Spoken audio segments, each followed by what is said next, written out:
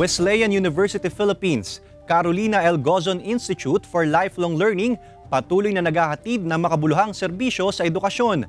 GMA Network Incorporated Chairman and CEO, Attorney Felipe L. Gozon, ikinararangal ang mga programa ng CLGIL na alinsunod sa legacy ng kanilang ina. Alamin yan sa report.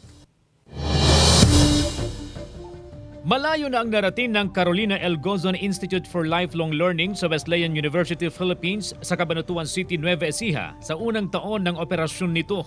Dumalo sa unang anibersaryo nito ang mga anak ni Carolina L. Gozon na sina Florencia Gozon Tariela at Carolina Gozon Jimenez kung saan ibinahagi ang tagumpay ng CLGIL.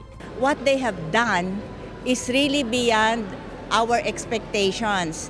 They have reach out not only locally but even outside, and they have done so much in a short period.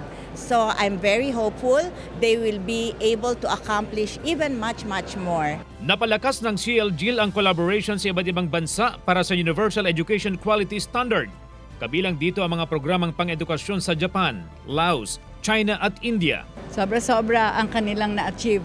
And we are sure they will be able to achieve much more kasi napakasipag ng ating presidente. At lahat ng tumutulong ay all out for him.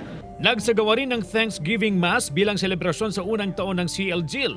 Nagpaabot ng mensahe si GMA Network Incorporated Chairman and CEO, Attorney Felipe L. Gozon, na tumatayo rin bilang Honorary Chairperson ng Oversight Committee ng Carolina L. Gozon Institute for Lifelong Learning.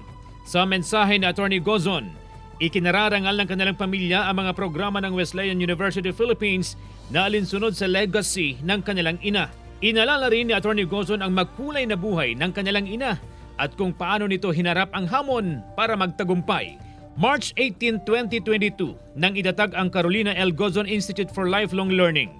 Nagsilbing inspirasyon nito ang makulay na karera sa buhay, prinsipyo at mga aral ni Carolina L. Gozon. Ang philosophy ng Institute ay hinahango namin from the life of Mrs. Gozon. Yung kanyang adaptability to situations, yung appreciation niya on the real needs of people, and yung determined efforts to respond to those needs. CJ Torida, Balitang Southern Tagalog.